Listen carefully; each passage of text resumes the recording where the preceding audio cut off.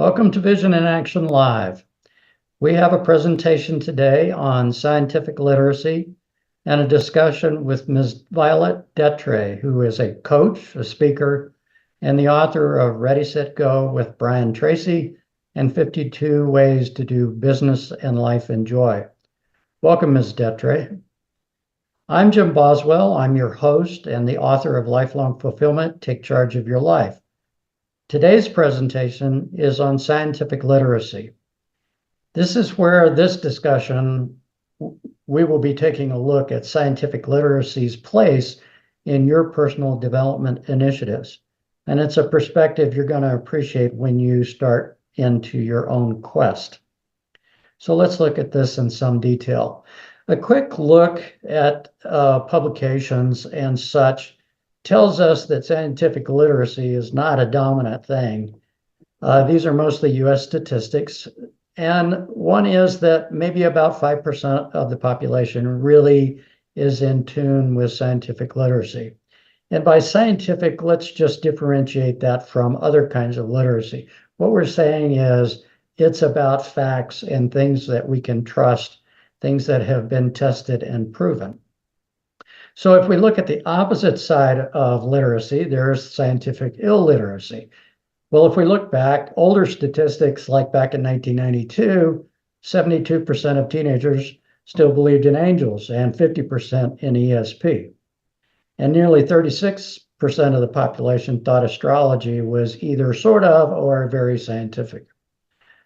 So if this is fine for when we're young and naive, but if continued in this fashion, this lack of literacy really denies us the opportunity to grow our potential personally, professionally, and as a species. So a self-fulfilling life requires the move from naive preconceptions, prejudices, and acculturation that we come to the table with a factual knowledge base. In part, that's what professional training is about. It's what college is about, and so forth, is to help introduce us to those disciplines and to get us more fact-oriented. Daniel Kahneman, who was a Nobel Prize winner in behavioral psychology, defined it as a system to brain doing logical functions. In today's discussion, we're going to amplify on that with Dr. Bauer, who wrote Scientific Literacy and the Myth of the Scientific Method. And yes, it's back from 1992, but there's some really good information here. So let's take a look at what he had to say. So we have to acknowledge that, when we're in our late teens and early 20s, we have the luxury of looking back and recognizes that we have gut feelings, we have intuition, we have an emotional environment we function in, and it's worked for us since our birth. And it's served to get us to the point that we're at through those childhood and adolescent times. But these things are essentially untested, subjective, and not necessarily reliable enough to continue to be used as we move forward.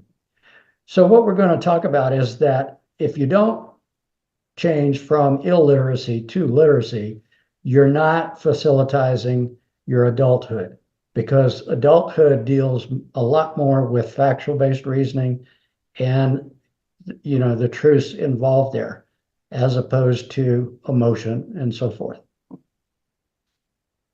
So this started all back in about 1665 with Francis Bacon, who was recommending the movement toward objective and reliable truths. And we know as a fact, a lot of the developments that we live with and take for granted are really derivative technology based on scientific methods that actually deliver better decisions for us. They give us better economics, a good level of national security, a declining commitment to superstition, and more rational behavior being seen and done based on predictable consequences, but where we have been informed, and that it improves ethical attitudes as well. It does raise the question of whether scientific literacy is education or indoctrination. It does ask how much science is right for every man. And it tests our tolerance for continual updates, revisions, and changes, which are the hallmark of scientific inquiry. The electronics revolution, modern healthcare, and our trip to the moon demonstrates all this objective power to benefit you individually and humankind. So let's look at some of the hallmarks of a good scientific process. It says that we do observation, we do data collection, and we do analysis. We make conjectures about what we observe, what we derive. We may make theories or hypotheses that we can then go test and verify, or we test them and they fail. So it implies that we need to have experimental capability, that we need to be able to test these predictions. In sociology and psychology, it's typically reducing behaviors and observed things to statistics and saying, are these statistically significant? In chemistry and biology, we do things to animals and chemical compounds and we test them and they either fail or don't fail. And we retest. We don't just test it once, we test it multiple times to see if it is in fact true. Then we publish that data and we credit any predecessors who were doing work in and around there so that the public at large, particularly peers in science, will look at this and say, oh, that's right, or that has the ring of truth, but I don't necessarily agree with this, or this needs retesting or whatever. And so part of the process of science is to accept self-correction, rejection, modification on an ongoing basis. So science is basically sort of obsoleting its older achievements with its newer achievements over time. And if you're not comfortable with that kind of environment and going toe-to-toe with peers who have other opinions about the work and the resolution of scientific facts, well, then this is probably not your space. However, you can benefit from the final solutions that they present to the public. One of the things we have to do in science is avoid conflict of interest, bias, what's known as pseudoscience, error, dishonesty, mistakes, fraud, and obsolescence. And we have to trust that science until it becomes untenable or overridden by newer information. And then we can transition good science into technology applications. So your cell phone is an example of that. Modern medicine is an example of that. So this little diagram came directly out of Dr. Barr's book, and it's kind of hard to read, so we're going to blow it up in the next couple of slides. But the thing to see here is that he calls it a knowledge filter or a knowledge funnel, if you will. And at the very top is who we are at age, say 18 to 20. We're full of subjective, unreliable information. But over time, what we want to do is drive down that cone to where we've got this scientific filtering process that delivers reliable and objective information that we can make good decisions on and reduce the number of stray decisions that lead in, inappropriate directions. So let's look at the first top of the filter first. Okay, so when we are young, we are entirely surrounded by this subjective and unreliable world, except when we go to school, where some of these had then been reduced to facts. So it takes all of our human traits, our competence, our wisdom, our ability to communicate, whether we're conservative, whether we're pig-headed, or whatever. And it begins to winnow out the nonsense, the stupidity, and the pseudoscience that's involved in those opinions. It begins to make us ask, well, what will other people think about this? Or if I propose something, maybe I need to get it reviewed for, putting more brains on the problem. And maybe I can actually get money to pursue an investigation here. So along the right-hand side of that top column is your undergraduate and graduate education. So they're claiming that, or Dr. Bauer was claiming that all those human traits are in that first part of the funnel. In the second part, he goes to what he calls frontier science. Okay, this is where people are making silly conjectures. They can be really crazy things, but they're trying to sort through and get to facts. So they're part of the scientific process. And in doing so, they have to reduce the amount of bias that they come to the table with or derive from experimentation. They need to eliminate dishonesty, and they need to eliminate error. And so then they're at the point where they can say, okay, well, maybe this is real science. Maybe I can get this published. Maybe I can redo the test or whatever it is and see if it comes through like the original results did. And clean that up and say, okay, we see not only a trend, but we propose that this is the way this particular thing works. And in fact, we might present that as a seminar, we might do some preprint, we might share our findings with editors and get some feedback. So let's look at what happens then. So then we're in the good science in action particular part of this. So frontier is now becoming primary literature. So that's research papers. There's tons of technical journals where these get published, and they get what's called peer reviews. So if I'm a PhD physicist and I'm proposing something, my article will get reviewed in the appropriate physics kind of journal by somebody who is also a PhD in physics, who has some specialty in the very things that I'm interested in talking about. And so that's a very strong part of reducing science and improving it all the way along. So it gets rid of some of the misunderstandings. It clarifies some uninteresting things. And if there's any failures there, they get weeded out. In fact, that secondary PhD, who's the peer reviewer, might have a testing lab and might volunteer to turn around and do the same test to validate what the original scientist said. So ultimately, coming out of that, we're up to a secondary set of literature. And at that level, they're more summarizing the initial set of conclusions and so forth. They're really focused on mistakes and any obsolescence that may have overcome the hypothesis or the truth that they were initially able to propose. So time goes by, people use that new hypothesis as if it's fact until it doesn't work. And they check to make sure that it doesn't conflict with other disciplines. At that point, it's pretty much distilled down to the kind of science you're going to see in a textbook, which is mostly very reliable. So the thing here is, as more time goes by, things become obsolete, they become overcome by new information, and so on and so forth. So let me give you a couple of instances. So way back in the day, about 20 years ago, there was a thing proposed by some scientists called cold fusion. And cold fusion itself of, molecules together, atoms, is something that generates a lot of thermal heat, and it could be an energy source, but it requires heat to initiate it, the heat of the sun. Well, cold fusion in its terminology was, how do we do this at a colder temperature? And these scientists were proposing that they would be able to do it in a beaker roughly at room temperature.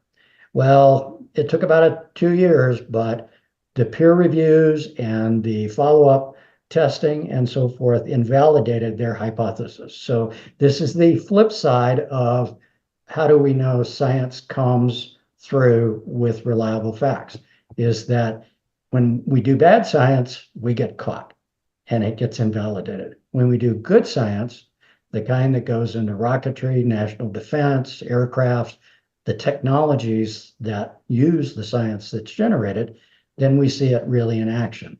And so there was validity in what was determined.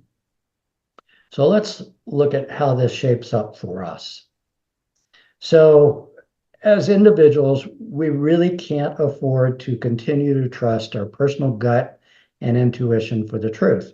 Yes, we may have it, but it's really important to validate that with some kind of factual input. We need objective, reliable, and factual data focus. in our adult lives. And scientific methods to date is and has been one of the best to help us promote modern progress and a reliance on information that's been determined to be valid. And unfortunately, personal development itself also depends upon facts. So if you're sitting here saying, I want to make emotional decisions, that's not a fact-based decision. If I want to do strictly based on inspiration without some underlying testing and validation, then you're taking a risk. These are the things that tend to waste your time and your precious resources. So you really want to focus when you're doing personal development on what are the facts? Tell me the facts. I can deal with those, and then I can move on and accomplish the goals I want to do. And you can get more details on this. There is a scientific literacy newsletter on lifelongfulfillment.com, and there's lots of other resources there for you to take advantage of. Please feel free. So now's the time in our program when we hear from point solution subject matter experts and people leading self-directed lives. Today's discussion is on individual personal coaching. Join me in welcoming Ms. Violet Detre. She's a coach, a speaker, and the author of Ready, Set, Go with Brian Tracy and 52 Ways to Do Business and Life in Joy. Ms. Detre holds a professional and executive master's coaching certificate through the International Coach Federation and a bachelor's degree in education and life coaching from Liberty University. Welcome to Vision in Action Live, Ms. Detre. It's great to have you. Hi, Jim. Thank you so much. I'm so excited to be here, and thank you so much for that introduction. You make me sound real good. Well, you do sound really good. Now, did I miss anything in that introduction that you consider the audience needs to know? Well, I am married to somebody who's prior military. I call him former GI Joe. We've been married 27 years. We've had the blessing of living in Germany, Florida, Colorado. We're now back in Texas. Yeehaw! Yeah. So That's great. That's great. So we want to explore some discussion and some perspective based on your experience and your credentials in the individual coaching arena. So why don't we start with, when, how, and why would someone look to engage a coach? Can you give us some idea about, where a person's mindset is at that point and help us understand how they find you and get started? Yeah, well, there's a lot of reasons to hire a coach. What I've been hearing is that gentleman that was on Silence of the Lambs that played Hannibal Lecter, Yes, he ma'am. had about 5 coaches. He had an acting coach, he had a body language coach, he had an eating coach. All the areas of his life that he wanted to improve, he had a coach for. And a coach is really important because they can see something from a different perspective that you can't. It's like they say that you're in a jar and you can't see the label from inside the jar. Right. So it's really important to have somebody else's perspective that can ask you questions, that can draw things out of you because the answers are mostly already inside of you. And the most important thing is accountability. Just knowing that you have to be accountable to someone every week, bi-weekly, or every month. You got to get those things done so they get you into action. Right. Okay. All right. So if I'm engaging a coach, how do I go about discovering, why I'm stuck and what I want and, what my raison d'etre, the French for reason for living, is all about? Maybe you can comment on that. Yeah, well, there are like a myriad of coaches. There's life coaches, there's purpose coaches, like you were mentioning, finding my reason to live. There's career coaches. For me, right now, my arena is a Christian business coach. Mm-hmm. So if somebody's transitioning or, they know that they have a mission, they know that they have a message, they've lived this story and they are now thriving. They went from maybe something like me, I came out of multiple suicide attempts. I was under depression a long time. I had health issues, but Mhm. now I'm living a more joy-filled life. And what can we get out of your experience, out of your expertise, or out of your passion, even something that you love to do? I have a friend who loves working 9 to 5. So that Mhm. would be great for somebody that either somebody that's corporate that wants to find out, how can I get my people to be happy employees, to Yep. reduce attrition? What is this lady doing to show up that she loves this 9 to 5 job and she knows that it's very, very important? So what can we do from learning from her to instill that in my current employees so that they'll love coming to work, love what they do, and be more engaged? We can get more out of them, and we'll continue to have them as happy employees for the long term. So Mhm. things like that are some examples. Okay. All right. Um, so let's talk a little bit about the process. You said you ask questions. What's the coaching methodology for those of us that don't understand it very well? Well, Jim, right now the coaching industry is not regulated. So somebody can hang a shingle on their door and say, I'm a coach. Oh, okay. And not everybody follows the same procedure. The way that I was trained through the International Coach Federation, it's mainly asking questions. The client is, like you said, self leadership. They're the Hmm. ones in charge of their goals, they're the ones in charge of the action steps. All we have to do is hold the space and make sure to get down, peel back the layers so they understand what's underneath those things so that we can make sure to reach those goals. For example, I was thinking today, oh, I want to get these things done, but why am I not getting them done? Well, is my vision not strong enough? Is my why not strong enough? Um, are the rewards, what are the rewards that I'm getting from doing things that are unresourceful, Hmm. and how can I move that to, hey, seeing the rewards from being resourceful, completing those goals, doing the things that we need to do, focusing on those, like for example with Christian business coaches, income is one of the things that we focus on. The income producing activities, how can we let go of all those distractions, make sure that we focus on those things that are the most important? Hmm. Okay. So you work on goals and priorities, and so it sounds like your client would necessarily actually be doing those definitions and that kind of brainstorming themselves.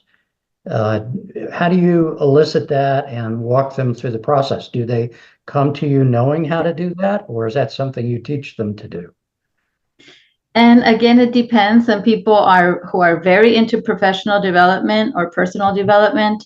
They understand why they think, metacognition. They think about why they're thinking what they're thinking. They think about motivation. They think about some of the things maybe that they have gone before that they haven't healed yet, and how to overcome those things.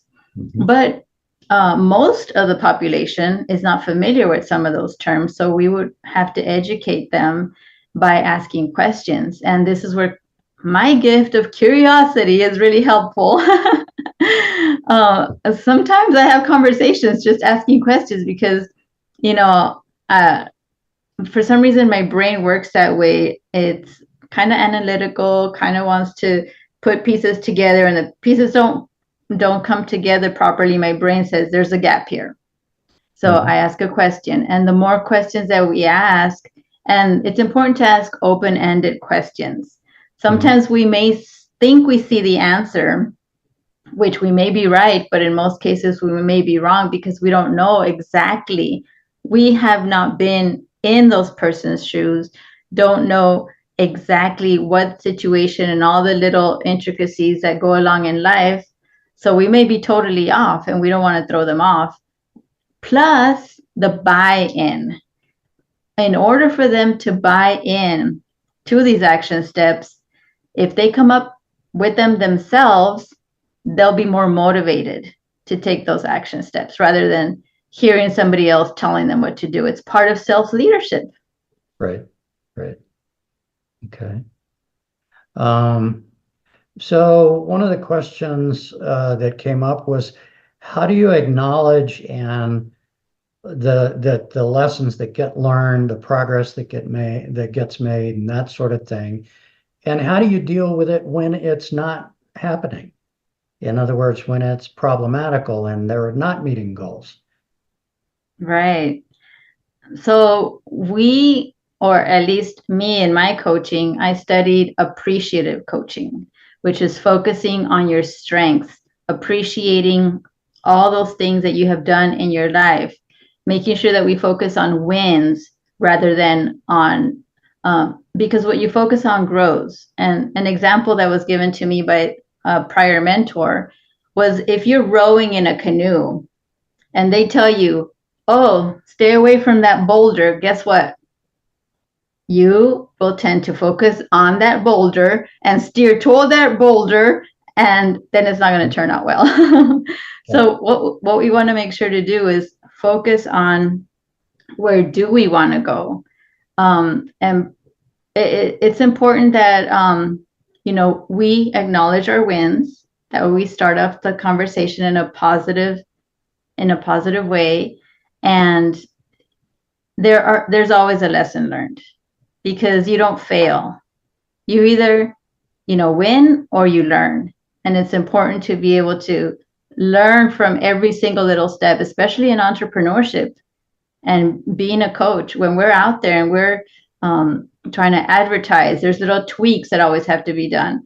And we saw in 2020 during the pandemic, if people didn't pivot, if people didn't move to where the market was flowing, that's it. Some of those businesses are dead now.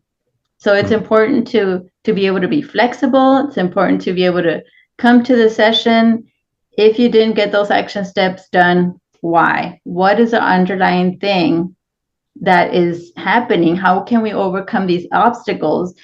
And not only say, oh my gosh, I'm not going to be able to overcome these obstacles, but kind of do a preemptive thinking. Like, I asked one of my coaching clients recently, take me through your day. For example, you wake up in the morning, what happens? Then what do you do? Then what do you do? Okay. So these are the things that we can already look ahead and be able to take care of them prior to them happening, rather than just going out there and expecting landmines everywhere and not being able to have that support. Okay. All right. So is there any case of coaching that you've had so far that really stands out in your mind, something you could share with us to talk about what it was like, how they made progress, what results might have been like? Yeah, it's really great because for some reason, men have been easier to coach. And I was coaching a fellow coach. He was studying coaching, but he was also a policeman.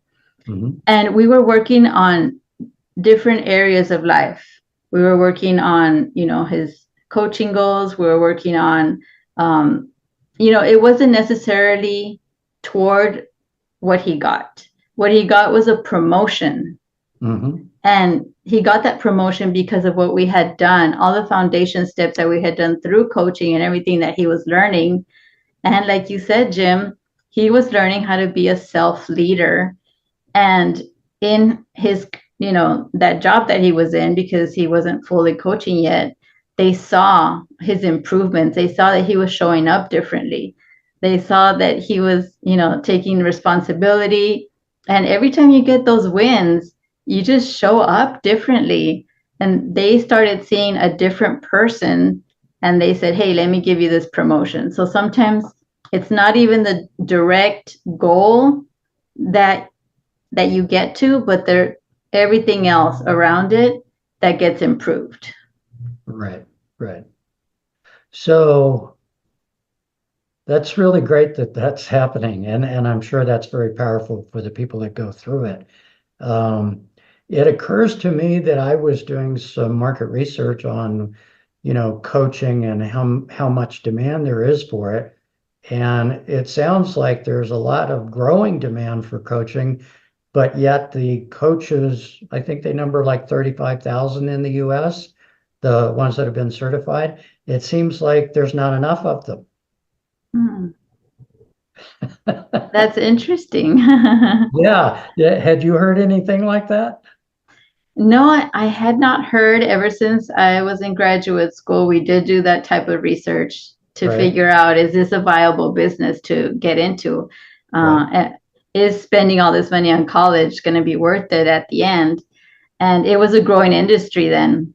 Mhm. More and more people were getting into coaching. So I'm a little surprised that there's not more people coaching out there, because everybody has experience. Everybody is a few steps ahead of somebody else.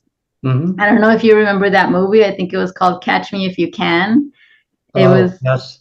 yeah, it was based on this gentleman who actually pretended to be a professor. I think it was sociology or something. Mhm. And he was doing it for a while. But after he was caught, that was one of their biggest questions. Like, how were you able to teach other students something that you had no idea about? And that was his secret, being one chapter ahead than anybody else. Mhm. Yeah. Yeah. So, I know coaching also requires a certification, or at least there's certification bodies for that. And you mentioned earlier that anybody can call themselves a coach. So that's kind of a flag for, the population out there that wants help, right? How do they, is the coach the right place to start as opposed to, say, a counselor, an advisor, a therapist, or whatever?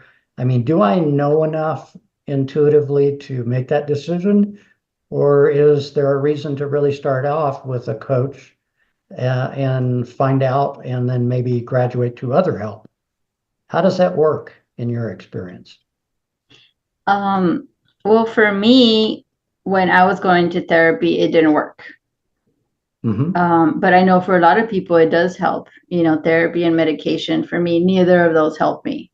Um, and therapy, for my understanding, it's more for people like, let's say this is the x-axis, this is Hmm. normal or average.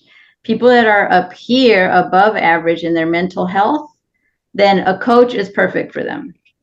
People that are down here still struggling with certain issues or habits, or maybe addictions, a lot of inner healing, some trauma, then therapy is probably going to be best for them. But they could also work in conjunction. You can be Hmm. working on your inner self and also be able to be with a coach.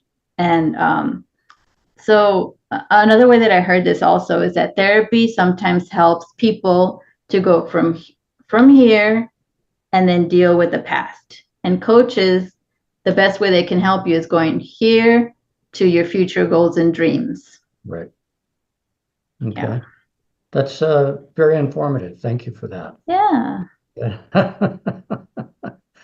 Uh, so ICF is the oldest certifying agency for coaches. Is that right?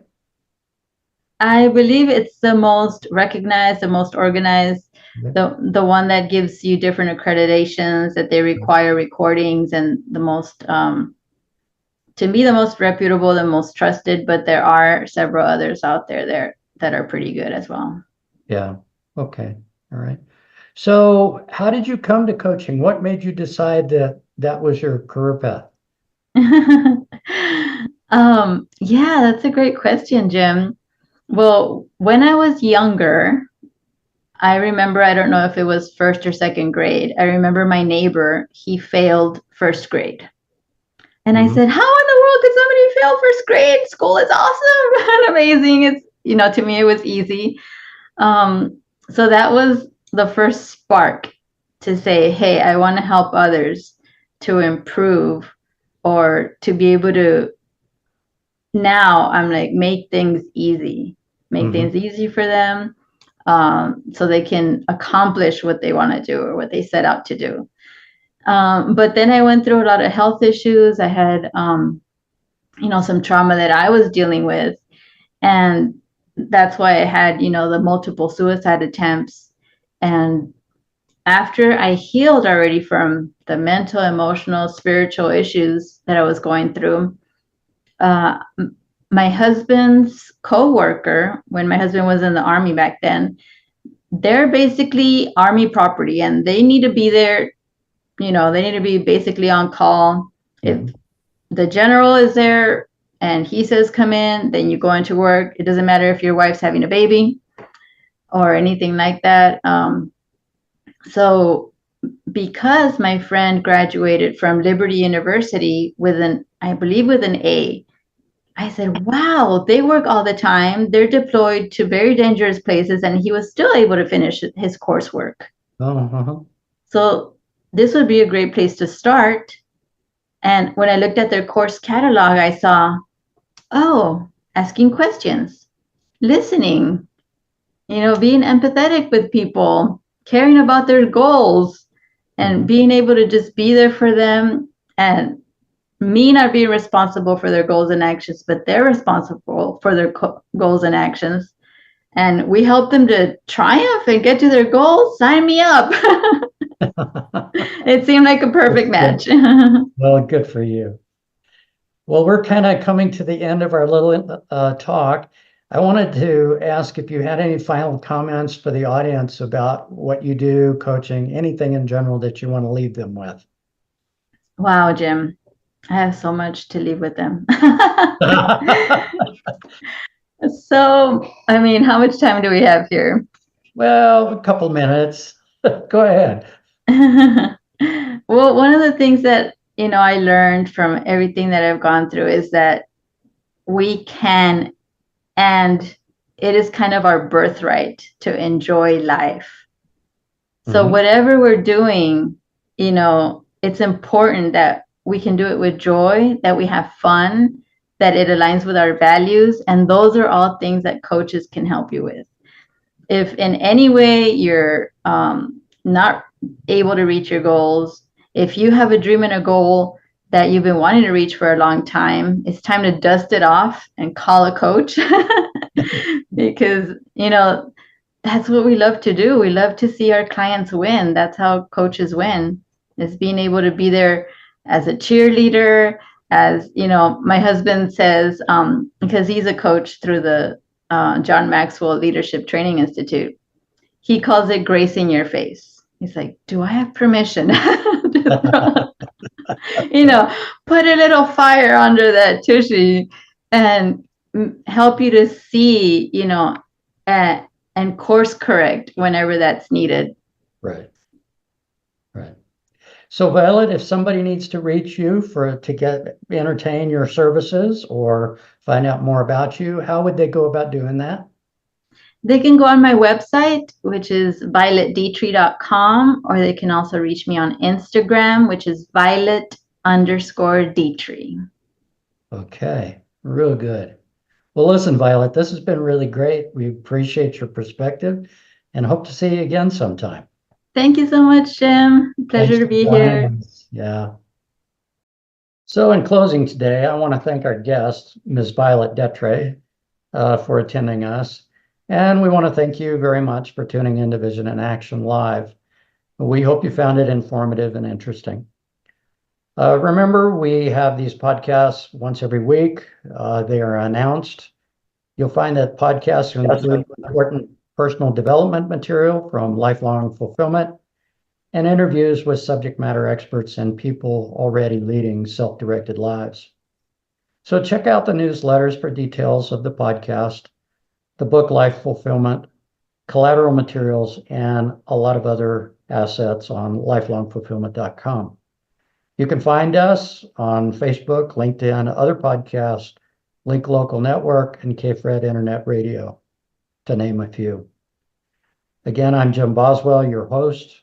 Your comments and questions are welcome at the website and at jim@lifelongfulfillment.com. We look forward to seeing you again on another episode. Till then, have yourself a great week.